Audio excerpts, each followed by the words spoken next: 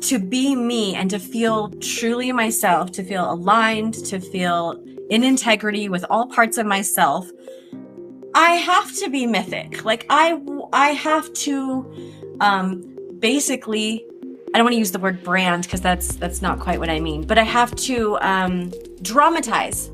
And so it's weird because I'm always creating distance. Even when I go outside and I go to the store, I've already armored up in this way that I am with myself and I am for myself and I am by myself, and it's the Sara show. And I'm not involving other people. Welcome to another episode of What It's Like to Be You. I'm Josh Levine, your host, and on this show, I interview accurately typed guests about their experience as their Enneagram type. Today, my guest is Sara Pryde, who is a trauma-informed massage therapist in Wyoming. And her typing is self-pressed sexual, 6-wing 7, 6-1-4 trifix. So it's a pretty rare typing, especially the instinctual stacking, self-pressed sexual. And in this episode, we talk a lot about the inherent contradictions and competing forces in Sara's type structure. So Sara being social blind and also an attachment type, how that works. That's always been a point of confusion for me, especially with 6, actually, because I've always thought of 6 as anchoring to external sources of support and guidance. And I was confused about how do you do that in a way that's not taking social into account. So we explore that in this conversation. And also we explore how Sara, being a self-pressed sexual type, is doing that self-pressed sexual thing of saturating herself in very specific flavors and moods and vibes that's sort of self-focused, and also doing that with triple frustration in her trifix. So 6-wing 7 and then 1 and 4, all 3 frustration types are present, which means that she's carrying in her a sense of a preciously held inner ideal of the perfect environment that she wants to be in, and spending a lot of time and attention creating and curating that perfect environment so that she can inhabit that. And also, as a 6, accidentally making herself more available to people than she wants to be. And so, a lot of really interesting stuff in this episode, and also Sara's just really delightful, and I found her really articulate. And refreshing to hear a core 6 talk about their experience as a 6, but with both triple frustration and social blind being such a part of their core structure. If you're curious about what these terms mean, what is self-preservation, what is sexual, what does a 6 entail, what is 7-1-4, what are frustration and rejection, all of that information can be found at theenneagramschool.com. And I especially recommend that you check out our intro course, where we give beginners an on-ramp and also advanced students a refresher on the basics of how all the disparate concepts of the Enneagram come together to form a coherent framework. These conversations that I do on this show reference those concepts very freely and fluidly. And so if you'd like a more rigorous and structured grounding in what those concepts are, then I recommend you go check that out. Okay, without further ado, I'm very excited for you to learn from my friend Sara. So let's start with, can you just talk about the process of preparing for this interview? What was that like for you? What was that like for you? I said yes. I did take about 30 minutes-ish to really check in to see if it was something that I was ready to do. And then remembered I'll never be ready to do something like this, because it will mean that I'll be visible. And being visible is anathema to me. I don't want to be in the light, and I don't like to be seen. So as soon as I said yes, the anxiety started. And it kind of felt, actually, that was funny that I did that. It felt like champagne bubbles, or, something like a bubbly. Yeah. And it was like in my stomach. And we were weeks out from, I knew it would take time for this process. So I knew that I was going to be experiencing that for weeks. Yeah. And I was going to get to practice all of the skills that I've been working on with, regard to managing uncertainty and not being in control of everything. Yeah. That champagne bubble image is really good. I've heard that from a lot of people in 6-wing 7, 7-wing 6 area Really? space. Yeah. Yes, like soda or just something that fizzy energy. Yeah. Yeah. Yeah. Yeah. And it's, Yeah. it's not unbearable, but it's uncomfortable. And so Right. anytime I would bring my mind back to what I agreed to do, it would that sort of frantic feeling kind of climbs into the chest and it gets really tight and it's like I have to prepare. I have to do something to Mm-hmm. take back control. Um Mm-hmm. and the entire point of my agreeing to do this, of wanting to do this for myself is um I do these courage practices and I haven't done anything where I've been required to be visible in probably 6 months. I've Mm-hmm. been working on some other areas, but a courage practice for me is just entering into something I know is going to cause me distress. Um, and staying with myself and reminding myself it's okay to feel that, and I'm not going to try to manage and mitigate and control and obsess. I'm actually going to try to just sit with that and let it dissolve. And it's very difficult. It's very difficult for me. Mm-hmm. Yeah. And I learned about entering into distress intentionally and being with myself when I was doing some treatment work for obsessive compulsive disorder. So it's kind of my riff on exposure response prevention. That's the name of this specific therapy, ERP. Um, I don't like the way that sounds, and I don't particularly like to think of myself as suffering from obsessive compulsive disorder. Like, I don't really feel that I'm disordered. I feel that I am a human being and I'm like having a very human experience. And my personality, this is the way I do that thing. This is the way I do humaning Uh-huh. when I'm feeling stressed, when I'm feeling Yeah. pressure. Um, Yeah. so I like courage practice. As a 6, I try to be courageous, and be Mm-hmm. with myself in that. Do you hold a sense of yourself? So let me ask this in a slightly different way. As a social blind type, do you hold a narrative of your life story in your head? Do you have a sense of like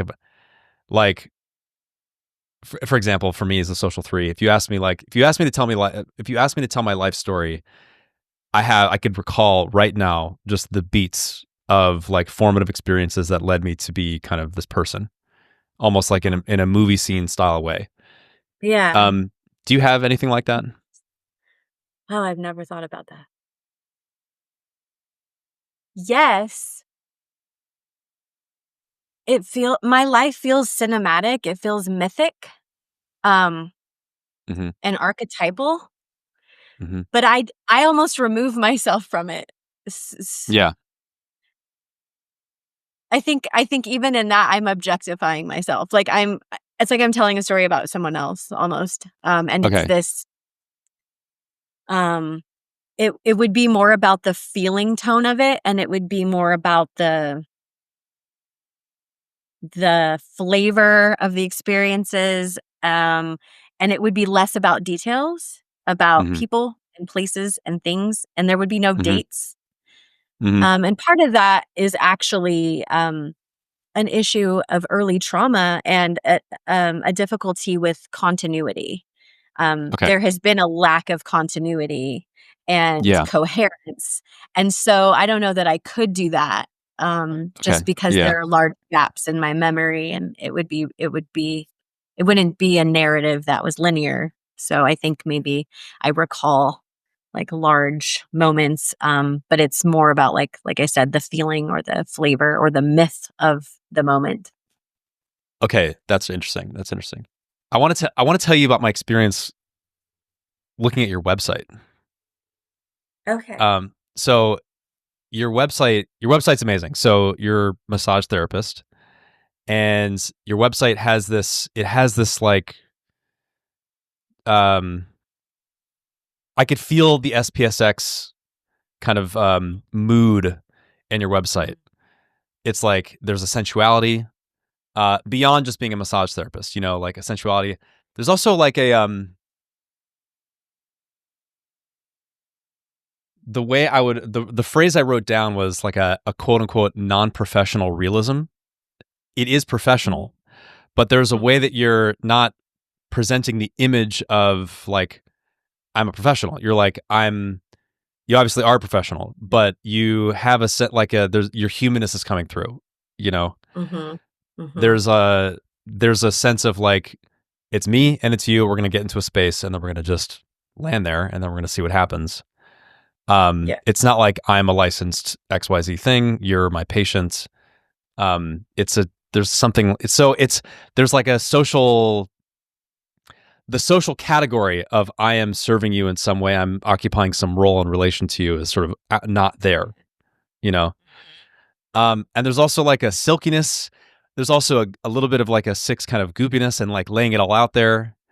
And you're talking about like cats and bad puns and good whiskey and archetypal wisdom. And it's all just kind of flowing everywhere. And oh, actually, no, it was so great. It was like, it's like you jumped out of a tarot deck, and just like, and are just like you are full, and like here you are fully like in a curtained furnished I don't know, like mood board, like with a wand and a spell book and some tattoos.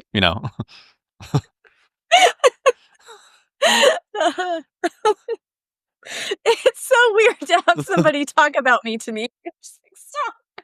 Okay, what's happening? What's happening? Because I don't know. I don't like to exist, and it's just very strange. Okay.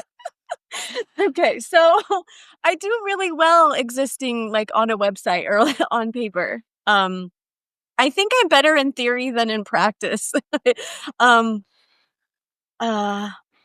so it's very strange to be witnessed at all. I tend to witness others and I don't want people to be looking at me or witnessing me, and I like there to be a veil in front of me all the time.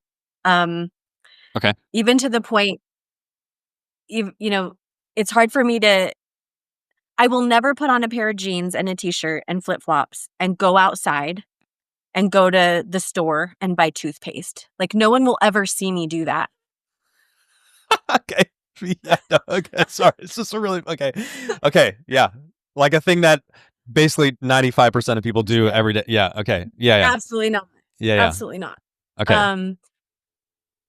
And that is not just social anxiety. It's not. It's that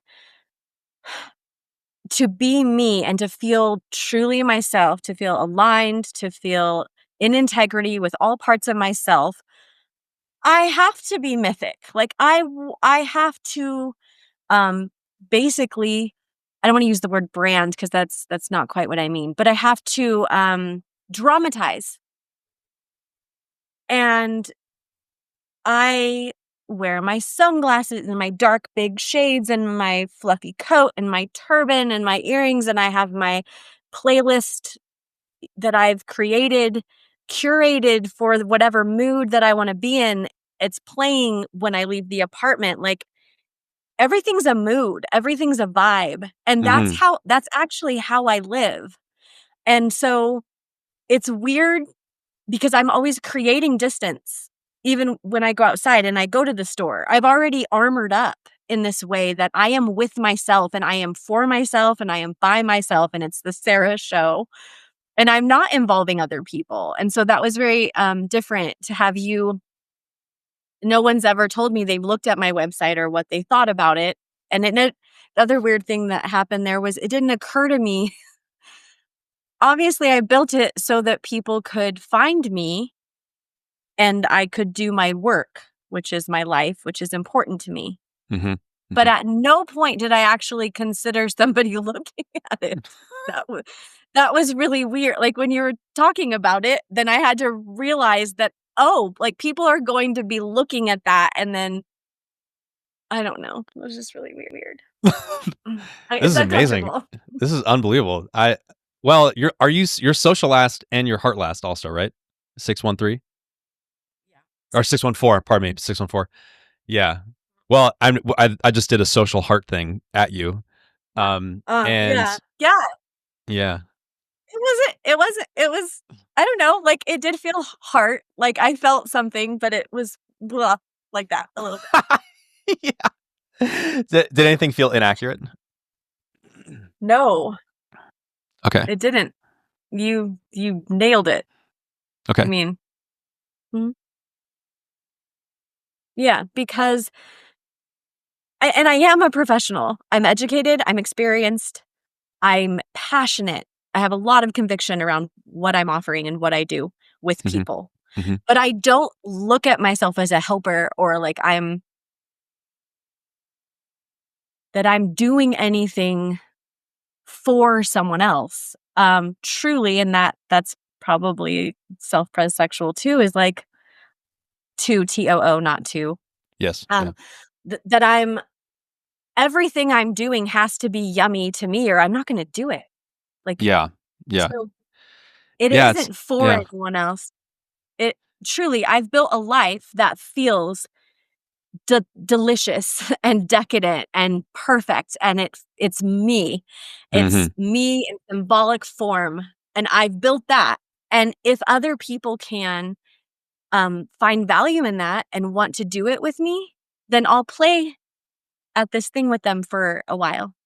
As long as Yeah. it's interesting and it's generative and we're both receiving something and then but it is boundaried. There's no social going on. Mm-hmm. You know, I'm doing something with someone else, but it's within these parameters and then that's it. Mm-hmm. And beyond that, that's all I'm offering.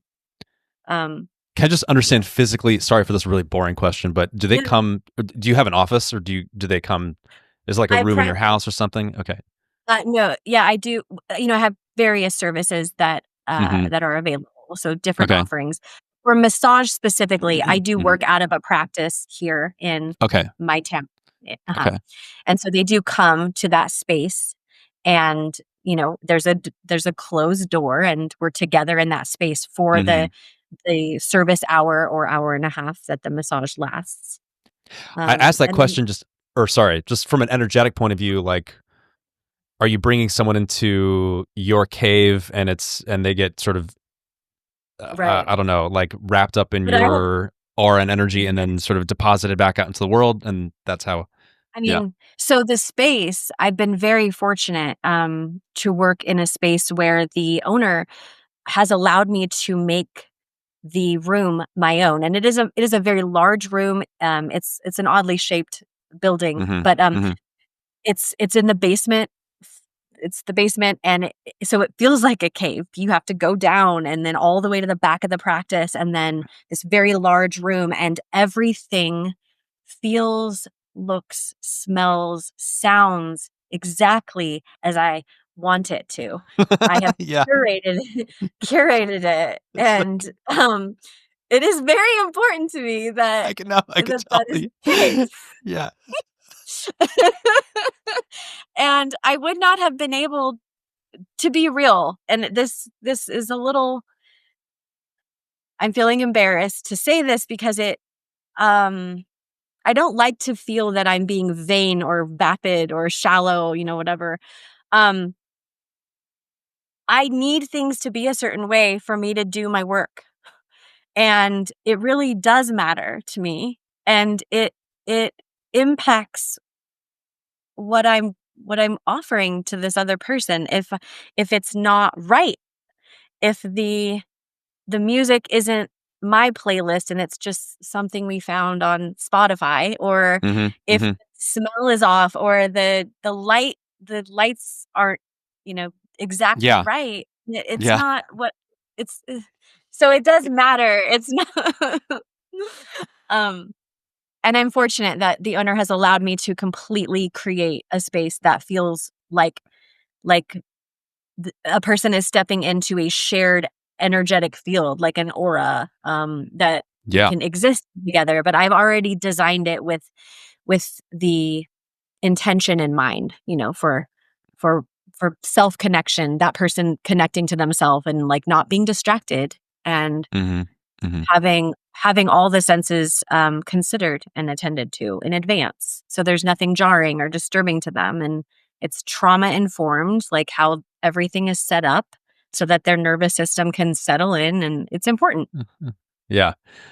Oh my God, there's so much to pull out of what you're saying. So first of all, I just want to make some high level comments, and then we can kind of dig into some of the stuff. But so SPSX exclamation point in terms of what you're like this profound saturation with like Mhm. mood and texture and just and that plus well, and also this kind of self-focused kind of David uses the phrase curling into itself kind of. Actually, this is useful. David Gray's image for self-pressed sexual is that it's like a snake curled up, but with its head inside its own curls, looking at its own skin and fascinated by it. You know, that's We've spoken about that. Yeah. yeah, no, which is an amazing image, and Good. he's also SPSX. Yeah, but it's like I'm getting that sense from you. You know, it's like this. This is my Mhm. cave of voluptuous, sensual, whatever, just energy. You know, Yeah. and also triple frustration adjacent, right? I'm hearing a lot of frustration in what you say. Um, and just whatever for listeners who don't know what that means, like just Yeah. the way I conceive of frustration is that you are holding some inner ideal of a personally precious ideal. So both 4 and 1 or yeah, all three of the frustrations, like 1, 7, and 4, yeah, are all holding some ideal about what I want reality to be, Yeah. and the gap between what reality typically shows me and gives me versus my ideal causes my frustration. And so this intensity around creating this environment that's just perfect for myself. I was And gritting my teeth while you were saying that. Yeah, that's the feeling. Mm. okay, yeah. Yeah. And but what's so fascinating about it is that it's wrapped up in a six package. Yeah. It's the sense of like responsibility to my clients. If it's not right, and the sense of trauma informed and the duty of doing a good job and just like Yeah. you know even on your website you talked about like you said you want to be someone that your daughter's proud to come from, uh and this trauma informed thing, and anyway, this idea of yeah, doing a good job, this like doing the right thing, doing what's Mm. do you relate to the phrase I was going to say, what's expected of me? That's kind of a six phrase I'll throw out there. Anyway, but this package, SPSX, triple frustration, but wrapped in a six envelope. Yeah. Yeah. It's a conundrum. It's a It is. paradox. It really It is. is. Yeah. I feel Yeah. deeply conflicted. Um, Okay. yeah. Yeah. I do experience, wanting to do what's expected of me. That's where I think the fear of 6 comes in. Not wanting to cut myself off from support and security. I'm a self-pres 6, I need that, and Yeah. other Yeah. people are involved. I can't do everything on my own.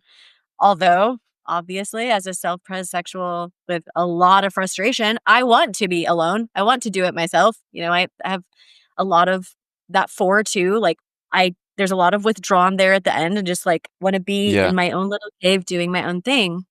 But and I need to be of service. I feel that I need to be useful. Yeah. Yeah. I need to be a good steward of my gifts. I'm almost rolling my eyes, like, as I'm talking, because I'm frustrated with that oftentimes, like, Hmm. uh, That you have such a pull to that. yeah, Like mhm, it's annoying to you how service oriented you are. yes, and then on the flip side, um, when I'm being of service and I'm thinking about things like, the collective, and because I'm not social and I don't actually wanna do any of it at all, Mhm. but I know that's the right thing, and we are interdependent, and it's not all about me. How do you know?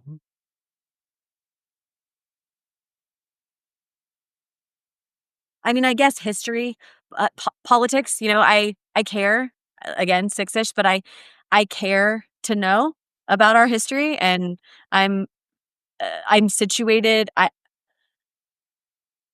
I'm not hmm, I don't know if I wanna share that. Um, I'm an anti-capitalist. I am very aware of the culture that I live in, that I was born into. I'm aware of the systems, and I can't be aware of those things and then live in a way that is counter to what I know to be true. And so if you study the history of the United States and you've lived it long enough in it, you can know a thing if you pay attention. And so now that I know that, don't I have a duty to live like I know that and live my values? And that's, I feel probably 6-1. There's a lot of principle, Yeah. and Right. Right. I can't pretend that just because I want everything to be, you know, luscious and gorgeous, and I really am deeply solitary and incredibly self-indulgent. I can't pretend I'm not that, but I can't, in good conscience, what a 6-1 thing to say, I can't ignore that I know better and Right. try to do better, even if it's painful, even if it is disgusting, to me to have to do. Yeah. Double super ego hit 6-1 is pretty strong there. Yeah, and I don't know if this Yes, is too right. much of a stress, but I just so the contra stuff like the SPSX even maybe Yeah. factors into that too. But I believe it does. I absolutely believe it yeah, does.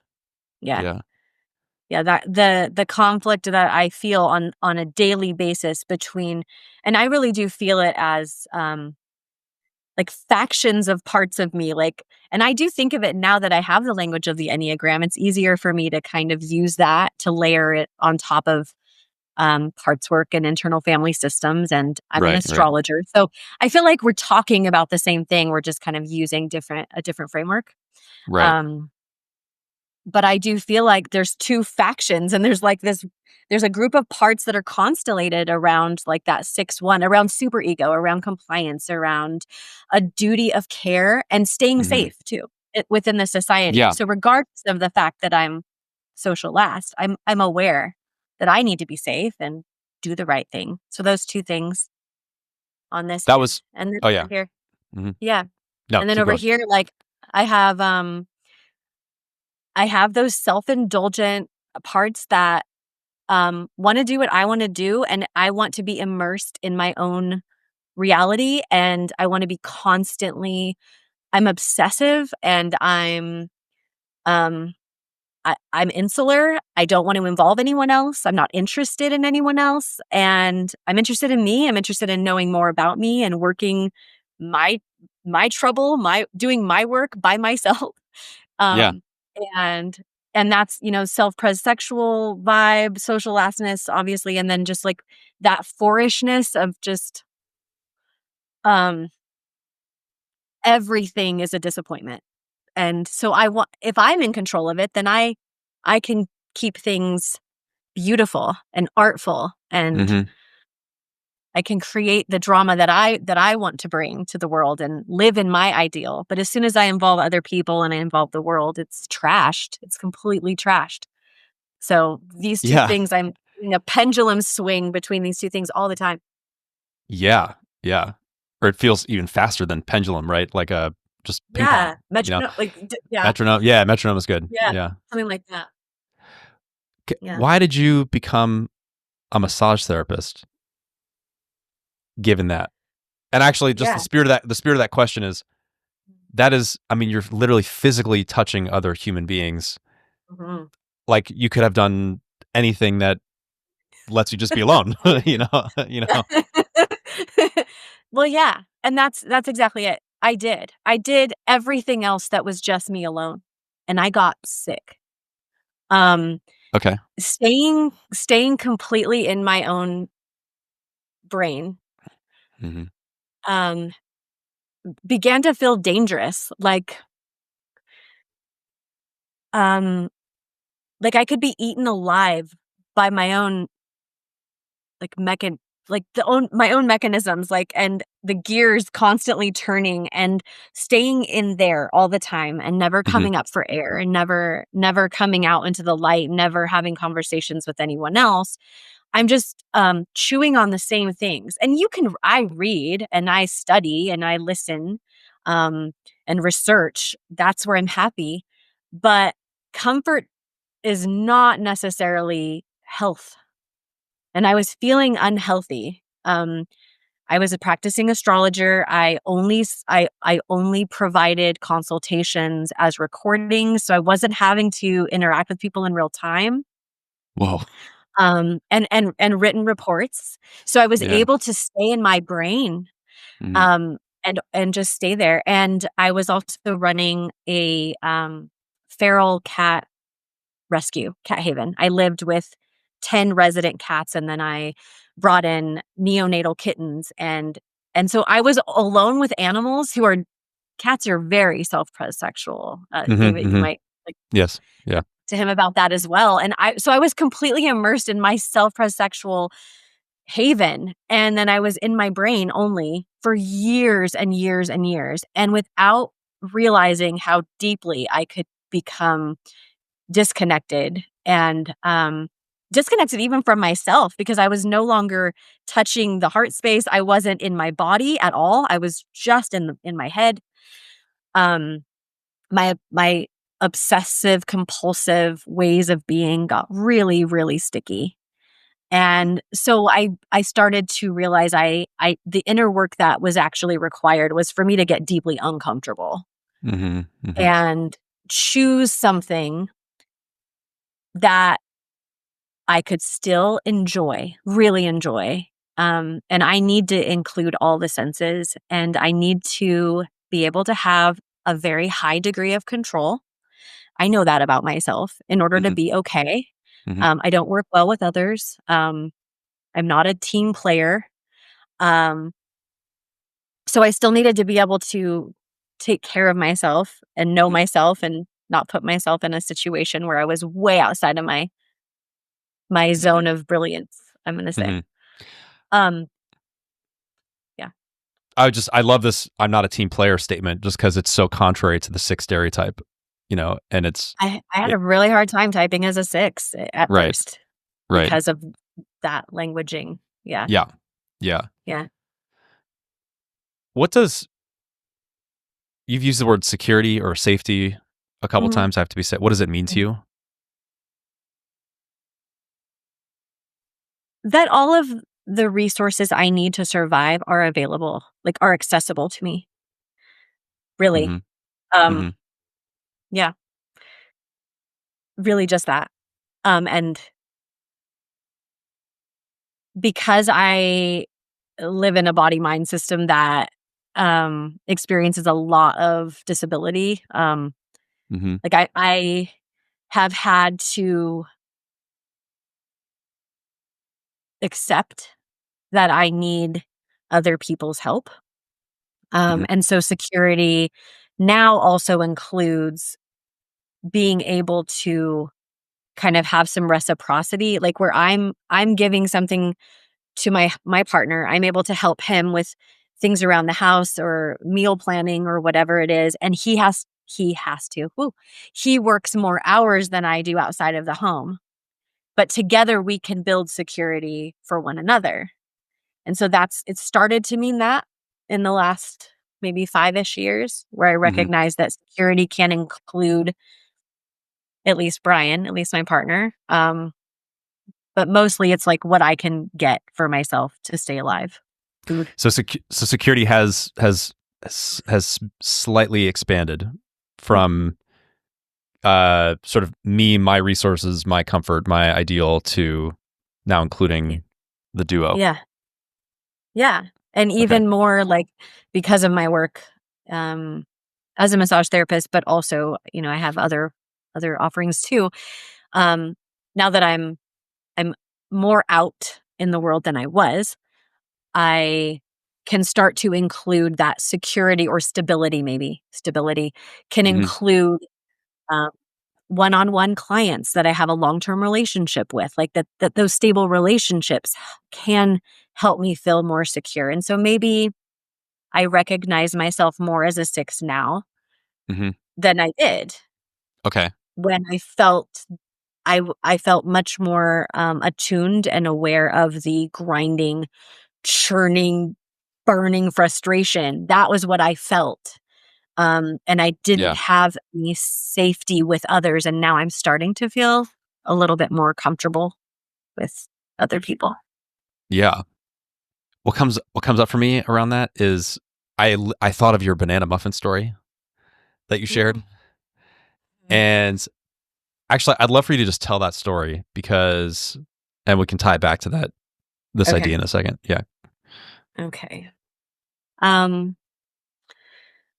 Every week I do our grocery list and I order the groceries and then Brian picks them up. And so I order him bananas. I order him 6 bananas every week because I know that he can eat one a day until we get groceries again on the 7th day.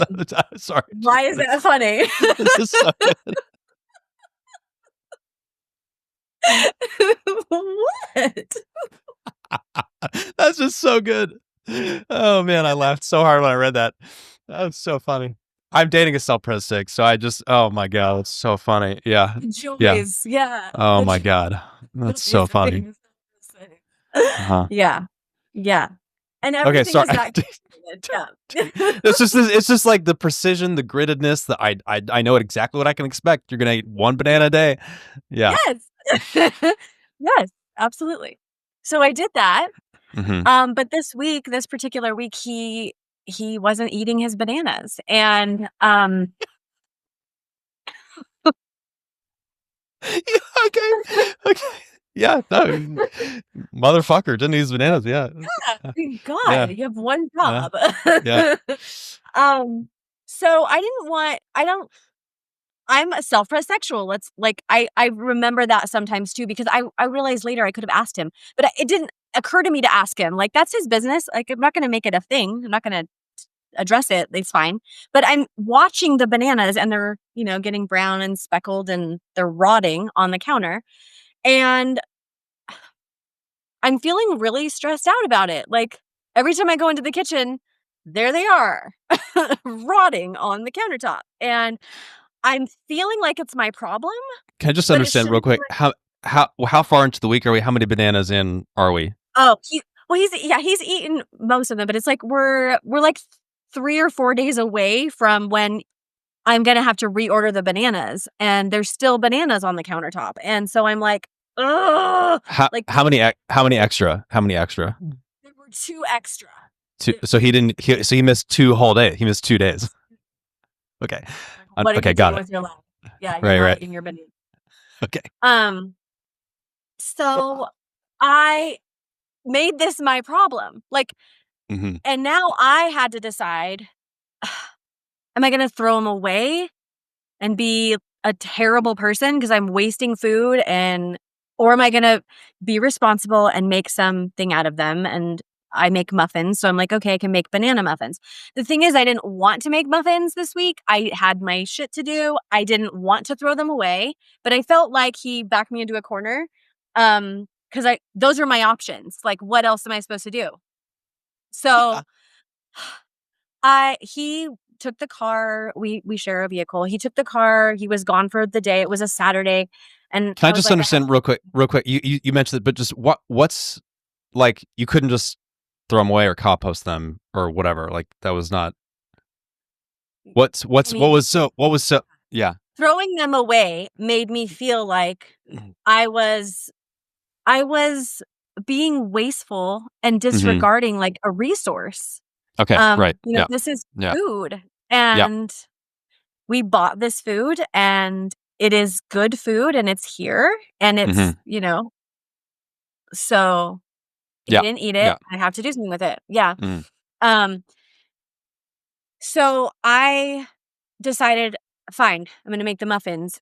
And I felt really resigned and really pissed off about it while I was making the muffins. And they have to be delicious muffins. Like, I'm not just going to throw them together really fast. Like, I'm like, okay, these have to be excellent. And so I did peanut butter cup muffins. Like, I did peanut butter. I added dark chocolate chunks and I put pecans in there for a crunch. I'm like, these are gorgeous muffins. And then I'm like, there's 12 like, we're 2 people. I don't know any people. I have no friends. Like, what am I going to do with the muffins? I can't eat them. It had stuff in it I can't eat. I have various digestive disorders. Brian's not going to be able to eat 12 muffins in the amount of time that I can keep them fresh. So now I'm like, shit, like I'm in the exact same situation I was in before. Uh-huh. I can't throw them away. Uh-huh. So it's freezing cold, and I put on my jacket and my hat and bundled up, and the wind's howling, and I walked a mile to the practice where I work, the massage practice. Mm-hmm. And I had them in a pretty basket, and I put them on the counter with a Post-it note, and I said, enjoy. And then I walked back home, really pissed off about the whole situation. Still, like, that was not my job. So Brian comes home, and it's like later that night, and I told him that I had made muffins, and I brought them to work. And he said, oh, did anybody text you thank you? And I was like, no. And he was like, oh, that's sad. And I'm like, why? Like, why is that sad? He's like, I don't know, that nobody like thanked you and said how great they were. And I was like, I did not make those muffins for anybody else. Like, I did not make them to be nice. I did not make them to be recognized. I made them because I had no choice. Like, I had to make them because I was upset. Like, I was stressed out. And I think a lot of the things I do are really about that. Like, there's stress, there's a sense of responsibility, there's a sense that I'm the adult. Like, I need to do the right thing here. Yeah. Yeah. And I don't want to do it. And it's Yes, but you must. And I have to do an excellent. It has to be wonderful. If I'm going to invest my life force energy in it, it's going to be excellent. And I'm going to be a bitch about it the whole time. Yeah. I want to say one thing, social blind, then I want to come back to this, the underlying sentiment of the story. But I was interested how, when you took the muffins to your practice and you left them on the counter, it was as if like you weren't even, I mean, even as a 6, like you weren't thinking to yourself, oh, this is like something that is a service to other people. It was like the way you were participating in the social context of like the social meaning of giving muffins to a community. You know, having cooked them yourself and all that stuff. Like, it wasn't even anywhere in you, you know? So the question Brian asked you was surprising. Yeah. After the fact, I could see, because I do know people that do that. Like, I didn't really like grow up under a rock, and I know there are people that do that for other people. Yeah, it always seems like my motivations are slightly different than the people around me. My partner is a 9, 9-6-2. Everyone in my immediate surroundings are attachment types, and no one is social last except for me that I know of. So I'm acutely aware that I'm doing it wrong. Like that how I'm doing things, I'm coming at things wrong or like from a different angle sometimes, I think. Because I am an attachment type, but I'm not seeing the social part the way I think other people are seeing it. I'm seeing that I'm uncomfortable and my world isn't right. And now something's infringed upon or my, like, how I want to feel about myself and my world. And now I need to fix it. And other people are involved, but it's not usually about them. But I do hope they benefit. Absolutely. I love for people to benefit. But that's not the point. Yeah. Why wasn't it available to you, or was it available to you, to have the bananas be Brian's problem? It did not occur to me. Right. It did not occur to me at any point, literally, until you just asked me that he would have, like, what would he have done? He would have thrown him away. And he wouldn't have felt a way about it. It would have been fine. Right. He just would have thrown him away. Yeah. Yeah. Then, you know. But then you would be complicit in. Yes. Absolutely. I mean, as the one who makes the grocery list and does decides how much of something we buy. Like, that was my job. Yeah. So first of all, I'm obsessed with the story. It's such a good story. I have such a let's see. I'll ask this question. This is a question that came to me. Do you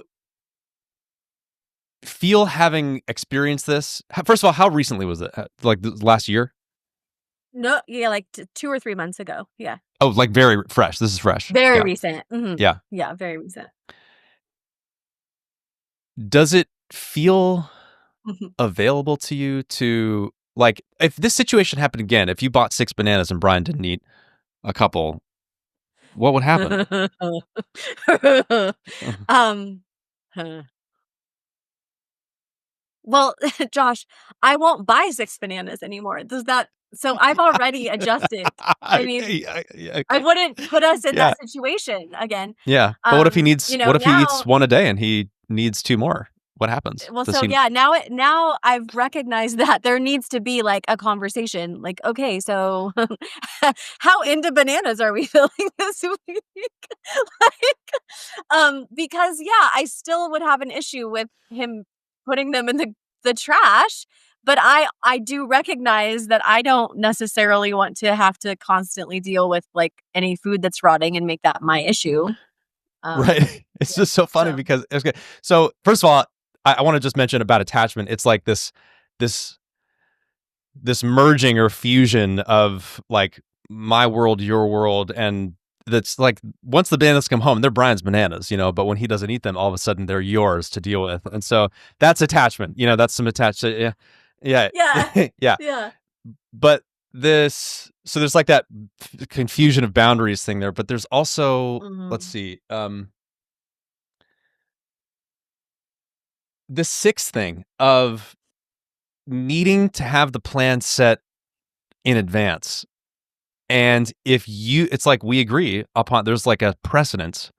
You're going to eat 6 bananas. And if you don't fulfill this expectation, if you wake up one day and you're like, I don't feel bananas today, I want to eat an apple or something.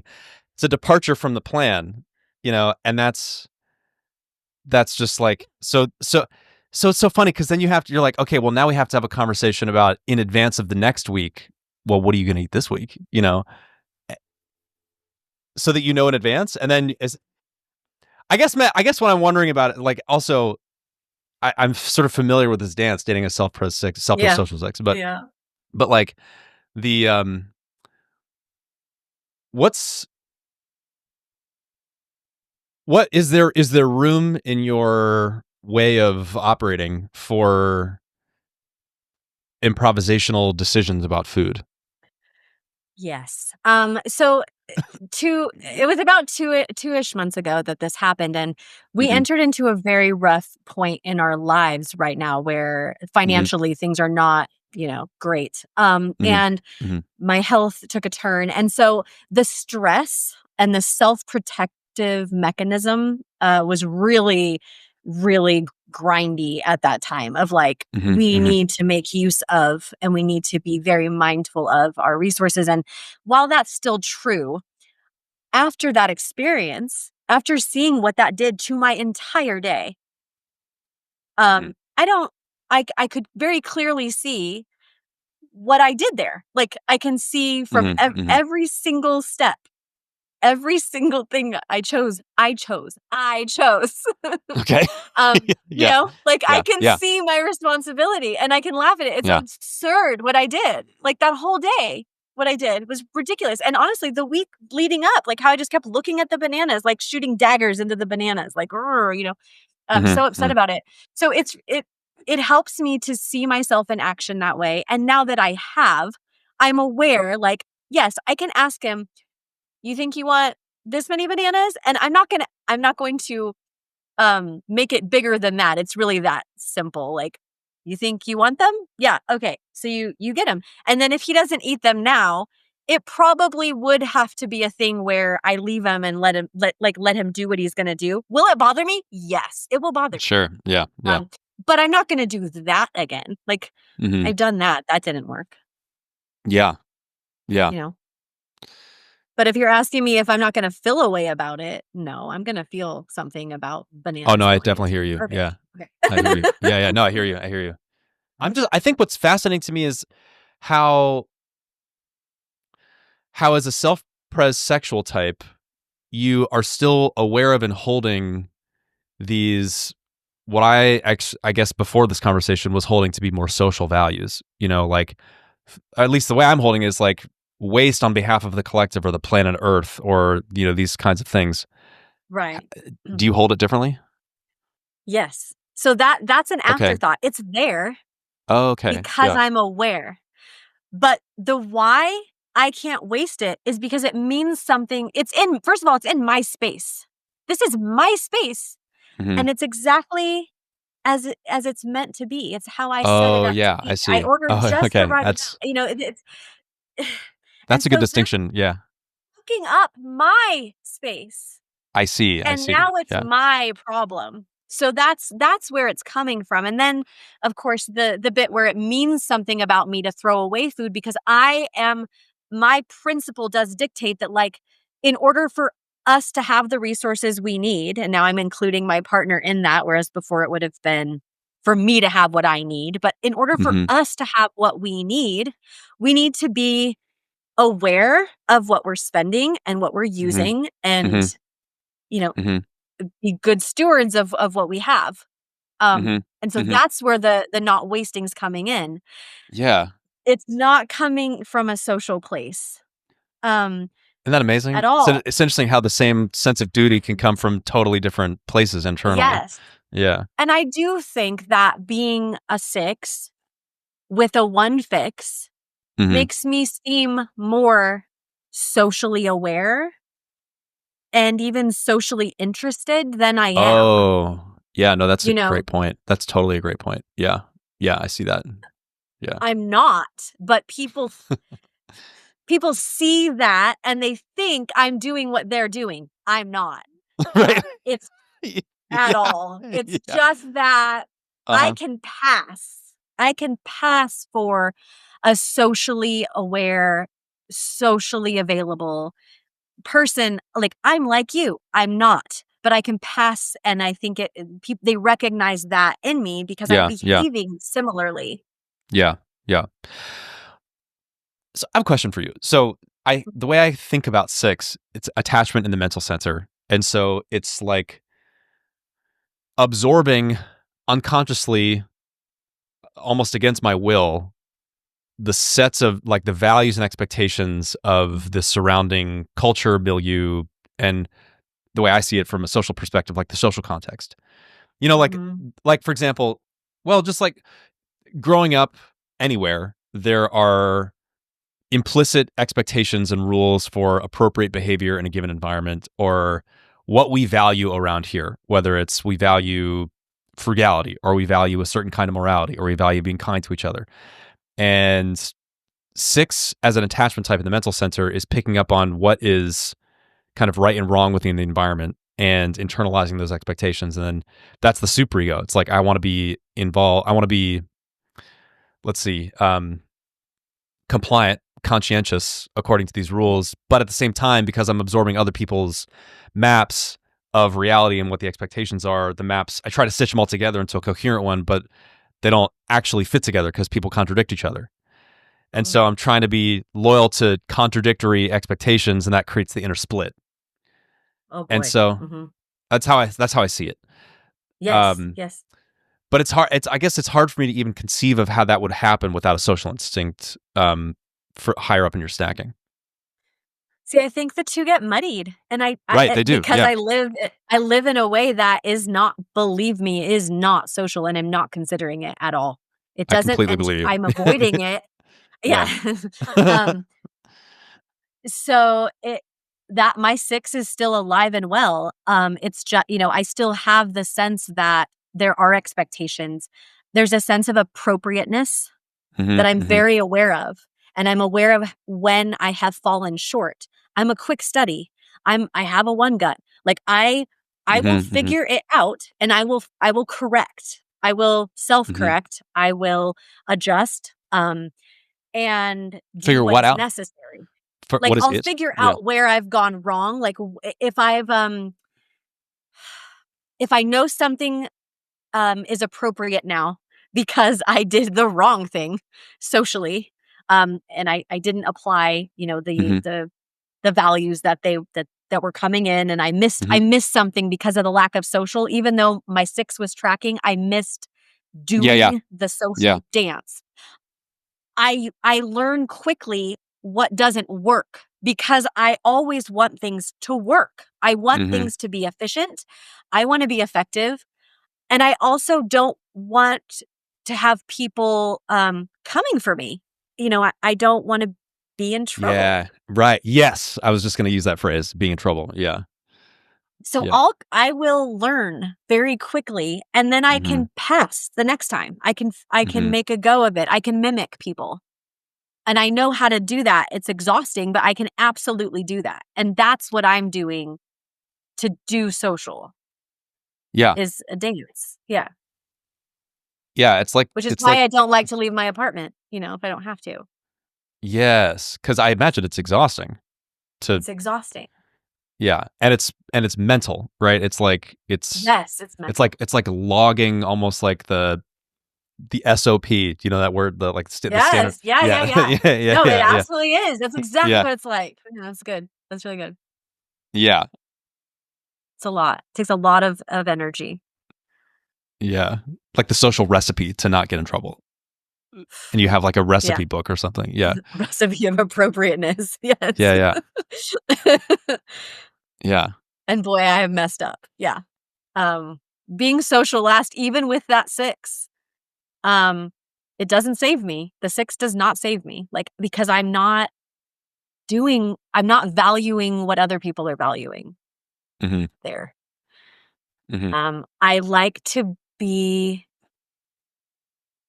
I'm one of those people that go to a bar with a book and I sit in a dark corner and I order what I want when I walk in, and I don't want them to come back. And I will tell the waiter or waitress that I don't need them to come back. I will let them know what I want. Yeah. And it's don't interrupt. I am using this space because the ambiance is right. And you have set this up in such a way that I approve. I can go in and I can say the lighting's right. The music's good. Okay. I can be here around others.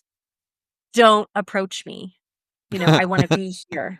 And so I can enjoy being near other people, but I don't necessarily want involvement, and I don't like to be interrupted when I am immersing myself in an environment, in a vibe, Yeah. This gets to something I wanted to bring up, a topic that you kind of explored in some of the stuff you wrote in advance was how almost accidentally available you project that you are because you're 6, you've got that kind of, friendly buddy energy, but damn it. Yeah, but that's really just this facade. It's just faith. Yeah.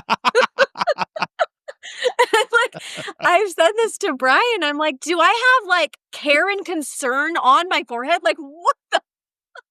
Why do people approach me? And it's because I'm a 6. I'm a 6 with a 7 wing. That's right. That's right. There's a levity.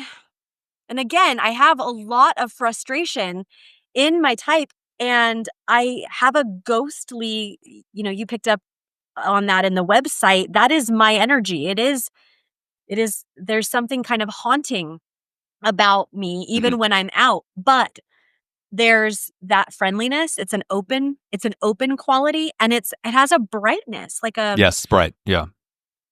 And the 7 is lifting me a bit. And it's a bright funeral. Yeah.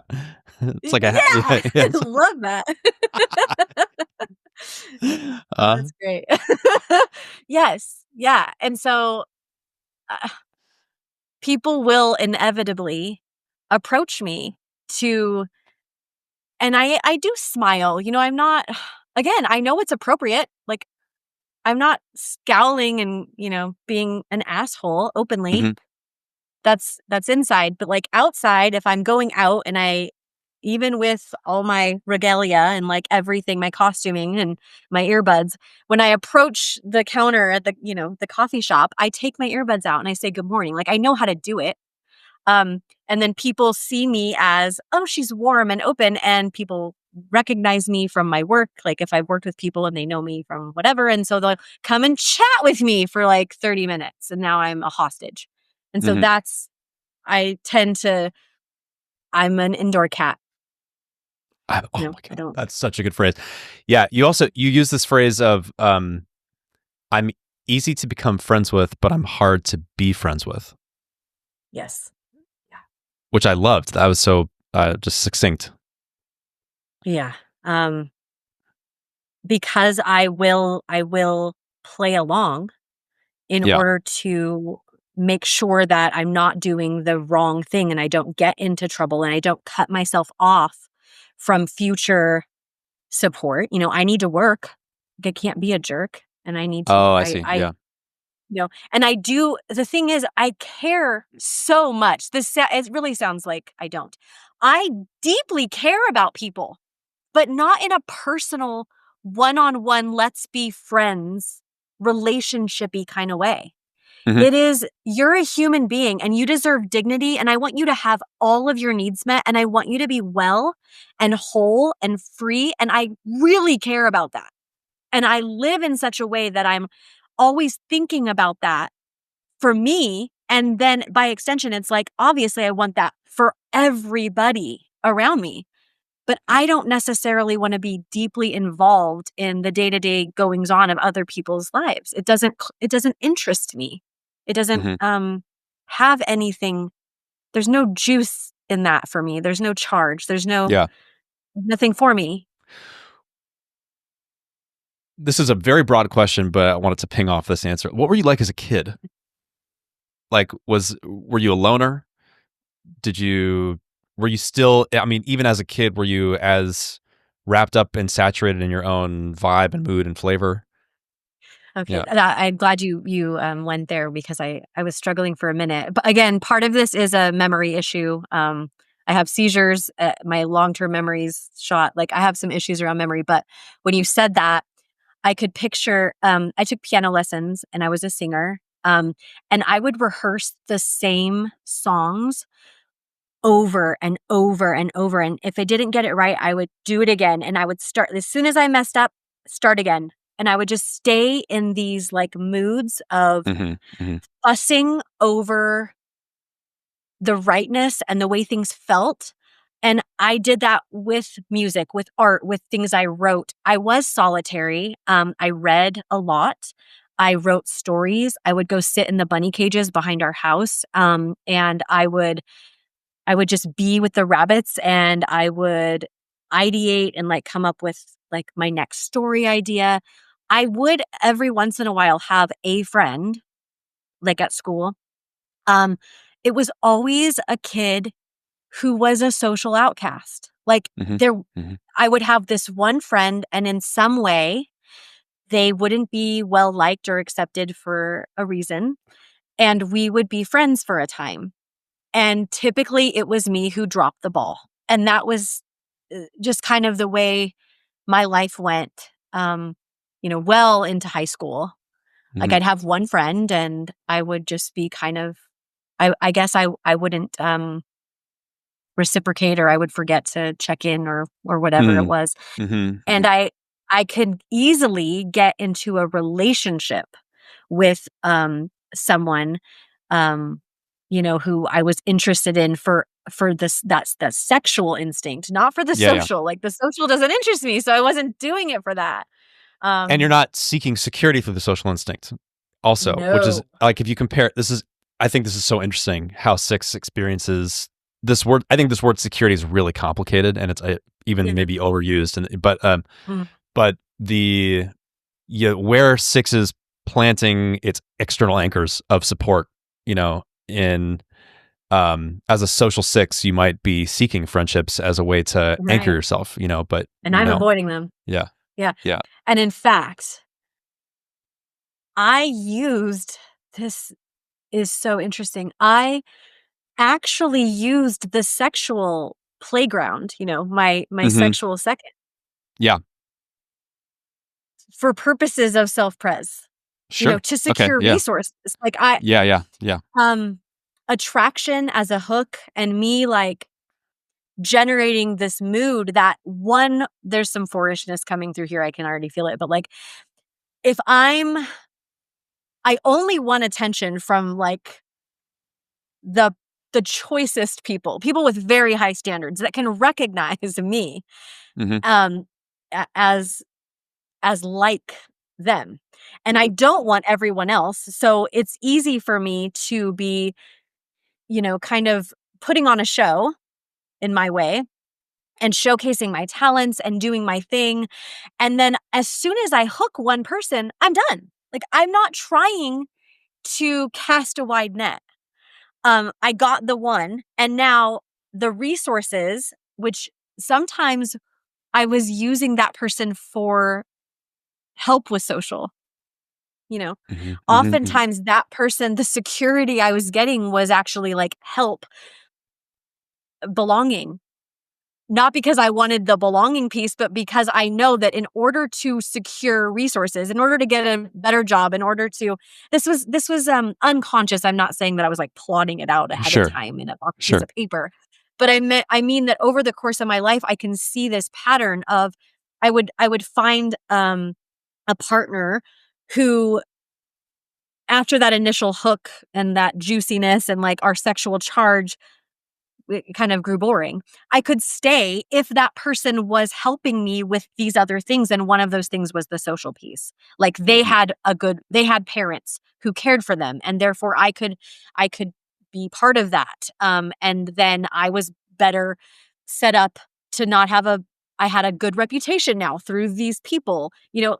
I wasn't I doing see. it I see.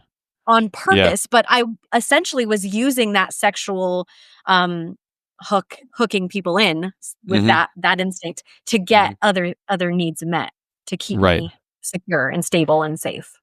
Yeah, and that makes sense. Um, are you willing to mention just some of the trauma history that you experienced? You don't have to go into detail, but just to give context about, you mentioned, I brought it up because you're talking about, Mm. let's see, at least I was reading between the lines. Forgive me, I might be wrong, but you're like seeking other people's for kind of self-pres support. I'm wondering what was going Mhm. on in the background in terms of, were you being supported in a self-pres way or not really? Mhm. Okay, got it. Yeah, my parents divorced when I was really young, Mm-hmm. and I had a younger sister, 2 years younger. So I was the eldest. And you mentioned earlier the split, like knowing the values and, your conditioning and your culture. I had an interesting upbringing where Portuguese Catholic over here on one side, Mm-hmm. and then over here, French Canadian, evangelical Assemblies of God. Um, I would do 1 week, like back and forth. Mm-hmm. And then sometimes, like later in life, it was every 2 weeks or weekends. But this split of having to align myself and be acceptable within that culture didn't Mm-hmm. I couldn't mesh. I had to actually split. So Mm-hmm. Mm-hmm. that was early. That, to me, that was an early trauma that Mm-hmm. maybe Okay. you'd label it that way, but it created an unsafety in myself because I didn't know who to be, and I knew what was expected over here and what was expected over there. Neither felt right with me. But Right. I felt very much not okay. And Mm-hmm. really dissociated from my experience because I was having to play pretend. Yeah. Yeah. Um, and then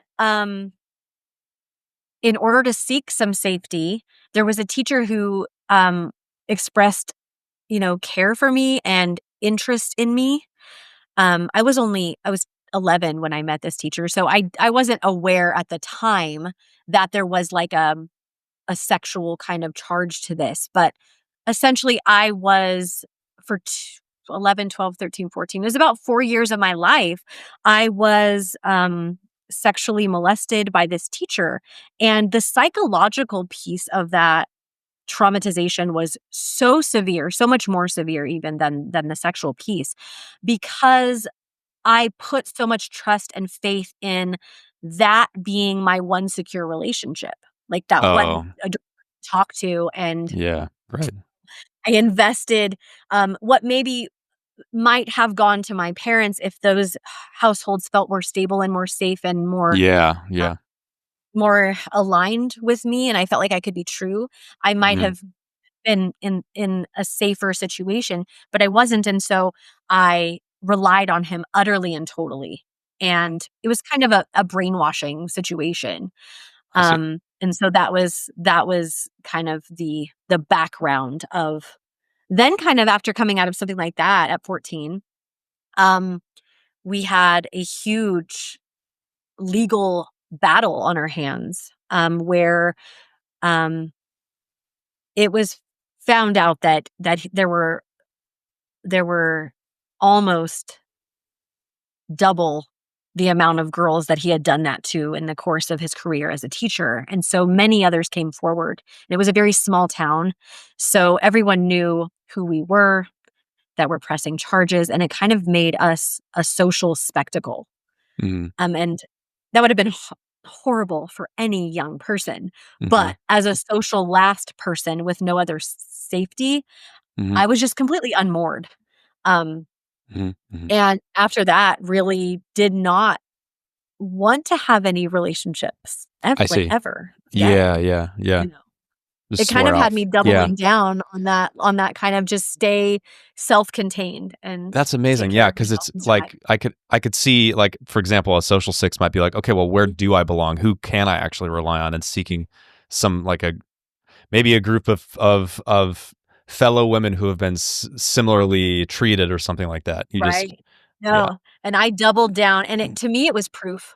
To me, it was like, proof of what I already knew somewhere inside of myself, that Hmm. there was no one, that there was no Yeah. one and nowhere for me, and there was nothing for me outside of me, and Hmm. what I like, myself and my space and Yeah. staying contained.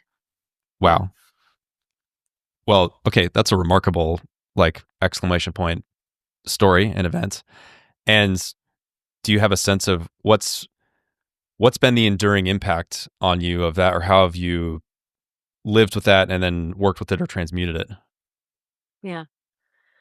I think I'm working with it always. I don't think that that is something, and this is true what I believe of healing in general, like, we're always restoring ourselves Hmm. to wholeness, but I don't think you arrive there. I think, it's a dynamic, you know, state that you're, like, entering in all the time, and then you're kind of slipping back out of it and entering into it, and so I'm sort of ebbing and flowing all the time into, like, fragmentation, and then, "Oh, I feel like I'm all whole and I'm all here and I'm available to myself and I'm not in a self-protective state, and so I can engage now," and, like, "Nope, now I'm not," and I'm constantly doing that, coming in and out of that, but it has been my work, and it's had to be for me to stay alive. I mean, it sounds really dramatic, and I can already sense, like, the my type in that statement, but it does feel true to me that I had this sense very young.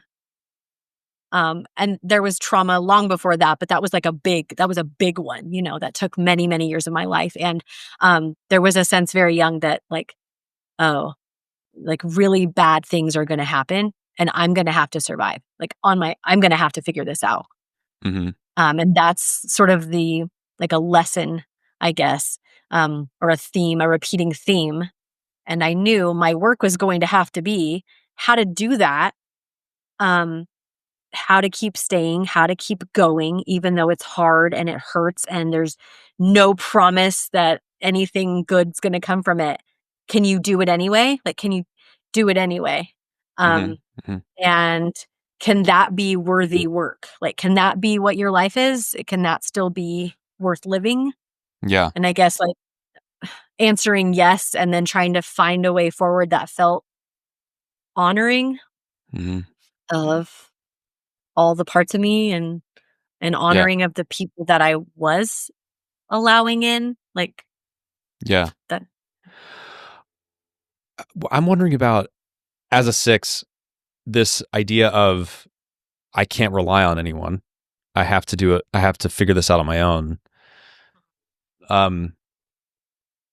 I can't really think of a type for whom that would be more terrifying than type 6, at least in the way that I conceive of 6. And I'm wondering what you reached for in terms of, like, how did you make yourself self-reliant? And you might end up contradicting a stereotype I have in my head of 6, but I'm wondering if you, like, did you reach for example, astrology or some other kind of system of meaning making, systems, frameworks to anchor to in your solitude that helped you have a sense of sanity in sense making? Yeah. Yes, and that I do believe that's probably why I stayed Okay. alive. Um, I um I think my very first like suicidal ideation was like at 7. I had like a letter that I wrote when I was 7 years old that I was going to kill myself. So like I have always struggled because there were no people I wasn't aware of, and it didn't occur to me to go to people, and then people proved very unsafe. So then that was Right. gone. Like get Right. out of Right. here. Right. And so I'm kind of smiling because I have this memory of being about that age, like 7, 8 maybe, because we lived in this house. I would pray at night, and because I grew up both Catholic and Assemblies of God, and Oh, okay. I would Yeah. Yeah. mix all these prayers, and I did this in a ritual fashion. It had to be exactly the same order every night, Mhm. and I would immerse myself in these prayers, and I had to have the true compassion for the people I was blessing in my family, you know, very dutiful, like, bless mom and dad, and heal this person and whatever, and then Catholic prayers, and I would mix it all up, and at the very end, if I reached the end, it perfectly, I would say amen, and I would wink at Jesus. And the reason I did this was because there were 2 things happening. One, I didn't know if I believed in God or Jesus at all, and so it was Yeah. kinda like Yeah. I'm in the joke, like, I was being sort of cheeky. Mm-hmm. But there was another part of me, and this part feels very six-ish, that what if there is? Like, I need God to pay attention. Like, I need to be Mm-hmm. memorable. I need to develop a bond, and this is making me laugh because that feels like almost like infusing the sexual instinct, like I'm trying to, Kind of. Yeah. No, it is. Kind of is. Yeah. Little wink. Hey, up there. um you know. yeah, gonna say something really inappropriate. Yeah, Okay.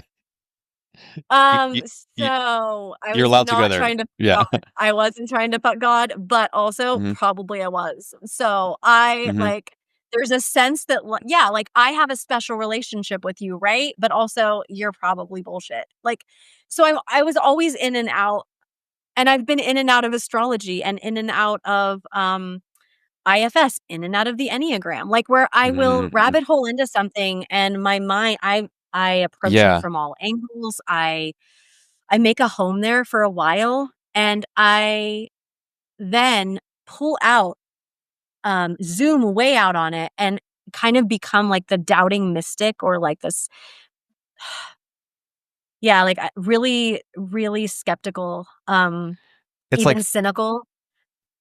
flirtatious, ambivalent, Yes, yes. subservience a little bit too. It's all of the above. It's like ooh, Oh, this, like, you know, I have a whether it's dominant submissive relationship with these systems, yeah, it's yes, like, I'm yes, there it doing is. that's It's what I like a sort of that's what yeah, yeah, mhm, yeah. yeah. Okay, cool. And Yeah, that's that kept uh me uh that kept me, I guess, going, and I could then feel like I had some sense of belonging to something larger than myself and something that could maybe protect me or give me a sense of stability, and then as soon as I got into it, it's like, "No, this is garbage," or yeah. that's not all the way correct," and yeah. But it's funny. It's similar to how you bring in this. I don't know if this is too much of a stretch, but ideologically, it's like you're bringing in something into your space in the same way that you bring in music or a mood or something. It's like it's this, you open the portal into your inner universe, you let it in, and then you kind of hang out, marinate with it, and when it's done, you sort of eject it, and then you're Well, on to the get next move. out. Yeah. Yes. Huh? Hmm. Yeah. Absolutely. Okay, I have one more question for you. You've been kind of doing it a little bit in this, but I've actually experienced. Well, okay, here's the question. You talk about the zigzagging sixth style of speaking, and I'll just read you what you wrote. You said, "I'm deeply self-conscious about how I speak. I tend to interrupt myself, to edit and revise as I'm talking. Very 6-wing-7. It's made worse by this very real experience of parts that are not like the me who is sharing now, as in parts of self that are objecting to what I'm saying. They're not in agreement, or they are, but they have something to add, or a better way to say it, or a slightly different vantage point, or colored lens they're viewing the subject through. I fear saying something that is not totally complete and correct." I thought that was such a good encapsulation of the inner experience of that like zigzaggy way that sixes talk sometimes. Yeah. So I wonder, I yeah, would be really interested to hear other 6-wing-7s if they experience this to the degree that I do. okay, I do think there are two things going on here. So one is it is a 6-wing-7ish thing to do, right? Like yeah, there's so much coming in and my perspective is getting broad and then I'm narrowing and I'm getting broad again. And it's so like it reacting makes to sense yourself. to myself in real Like the sentence comes out or half of the sentence, and you're like, but wait, actually, it's this, and you're time. sort of, Uh-huh. yeah, And I'm so quick. The 6 and yes, 7 yeah, yeah, double head. I mean, I'm ahead of myself right, and right, I right, know where I wanna yeah, go. And I'm not factoring in the social either. So, like, that's a piece that I think I wonder if that shifts this at all because I'm in my own world and I'm so immersed in what I'm mm-hmm. feeling, thinking, Yeah, wanting to create. And I'm suddenly aware that I am in conversation with you mm-hmm. and that you don't know me and you don't have all of that. And there's no context. And then I need to give you context. And so Mm-hmm. I am interrupting myself constantly and it feels embarrassing to me. I don't typically put myself in situations like this where I have to speak without a script. Okay, yeah, And today I don't have my notes. right, yeah, So oh, because that was another level of courage that this has taken, to not even have anything that can put me back on track and remind me what I already wrote down to say to you. I'm mm-hmm. just winging it. Mm-hmm. Mm-hmm. Um, so that's on the one hand. The other piece of this is I do have an experience that I mentioned there of parts, of self that are not the one that's currently talking to you. And that is, I I am going to share it. That is um, actual fragmentation that occurred very young. It's tertiary structural dissociation, is what it's called. It's also known as dissociative identity disorder. Again, that word disorder. Yeah, yeah, To me, it just feels really elegant, really sophisticated way that my brain protected me and kept me alive as a child. That's how I look at it. mm-hmm. Um, but it means that I'm coming to you and I'm talking to you about this topic. So the part of me that has researched this topic and is interested in the Enneagram and has a lot of background in things that are connected to the Enneagram, like any of it, astrology, a lot of them kind of overlap. You can talk about them together. Yeah, That person showed up today. The issue is when I get going and then you ask me a question about my childhood, a part of me that mm-hmm. holds those memories from Mm-hmm. childhood. Mm-hmm. Granted, they're a little broken, they're a little foggy sometimes, Yeah, but that part now is activated and needs to get that information to the part that is speaking to you. And so sometimes what happens, because very fortunately, I have about 7 years of really intensive trauma therapy, mm-hmm. um, that I've been able to access, so EMDR and internal family systems. Now what happens is they kind of share headspace. Whereas before, I wouldn't be able to answer the question. If you asked me that, Okay, 10 yeah. years So ago, you've done that work to I wouldn't integrate have had them a those little. Yeah, memories. Right. yeah, So I'm integrated. yeah. Cool. What that's meant is that I'm a mess when I talk to people.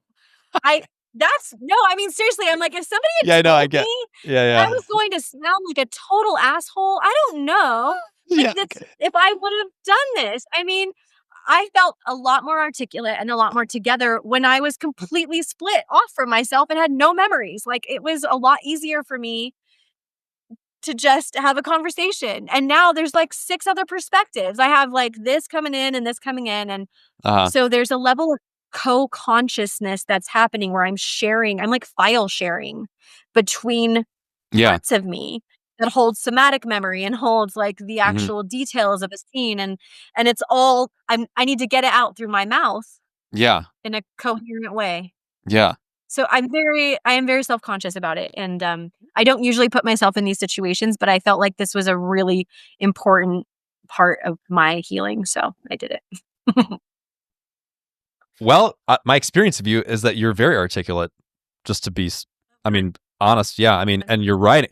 First of all, your writing is amazing. You're such a good writer. Oh my God. Thank you. I Yeah. really appreciate that. I really appreciate that. It means a lot. And I feel a lot more comfortable that way Okay. than Right. I guess in because you real can actually life. craft it. I'm Yeah. sorry. Yeah. I can Right. craft it ahead of time and I can get buy-in um, and make those adjustments behind the scenes so that now when I present it to you, it is true and correct. Back to, Mm-hmm. You mentioned Oh, yeah. There you go. how I Yeah. wrote that true Right. and Right. correct piece. I'm very Yeah. sensitive about things not being true and correct because the wrong part of me right now like showed up, and Yeah. told you something. And then later other parts are like, "Oh, you misrepresented us. Like this isn't Mm-hmm. actually remember this and remember that." And that was true but partial. That wasn't correct. Mm-hmm. You were false. And then I feel like I'm out of integrity. It's really agonizing. It's a really Right. agonizing experience for my type as a, Yeah. 6'1". Like it's agonizing. I can So feel I it. try Yeah. to avoid Yeah. putting myself in that Yeah. situation. Yeah. And, because I don't trust the social and I feel inept in the social and Mm-hmm. um, I wanna avoid that even more. I like Yeah. to do it behind a computer screen or yeah. Well, I think let's start coming to a close. I just want to thank you for doing this and for doing it without your notes. Um, it's been cool. Yeah. How do you? What's this been like for you to do that? It felt like when my s And actually, just real quick before you answer, just so everyone knows, you had notes, but just because of the sound design situation, I asked you to put them away. And so, yeah, so literally you didn't know that you were not going to have notes until moments before this. So that's, and now I'm gonna have to out myself, Josh, because my whole, like, I'm not gonna prepare all day yesterday. I was going through my notes and I was telling myself, "You can't memorize them, but you can reread them and, like, remember what matters to you. Don't memorize them, just reread them." And so I was looking over them, at least I did that, mhm, but I was mhm. kinda preparing. Um, wow, shoot, I lost where we were going. I'm sorry. You asked me I was asking you what's this been like for you to do this in something. improvisationally without your notes? Yeah. It reminded me at the beginning of this, right after I set them down and realized, "Oh god, I don't have a safety, and I'm going to sound the way I don't wanna sound, and I might leave something out, and I might misrepresent or misunderstand a question."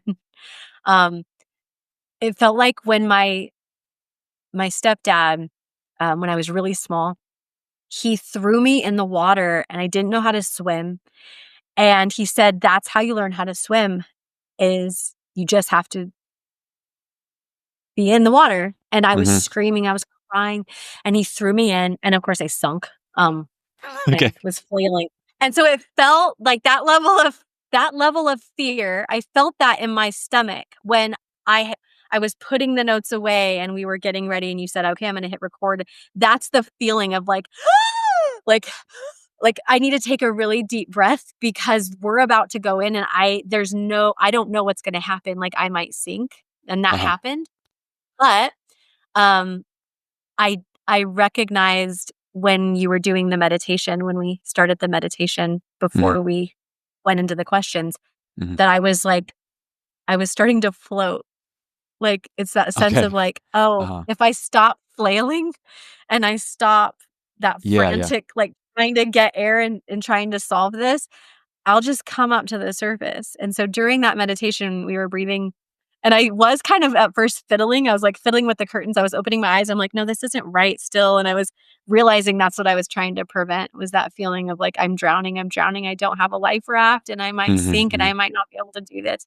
And then I floated to the surface with that meditation and I felt better. And Yeah. you've called attention to it a few times, and by asking me a question that I wasn't totally ready for, and parts were yelling at Uh-huh. me, and Uh-huh. but I rallied, and it's okay, and we did it. Yeah. What a I feel also great metaphor and microcosm of the whole six Mm. Yeah. um conversion, or the thing that's needed, you know? Yeah. Not the throwing you into water without um lessons, but just relaxing and floating. Yeah.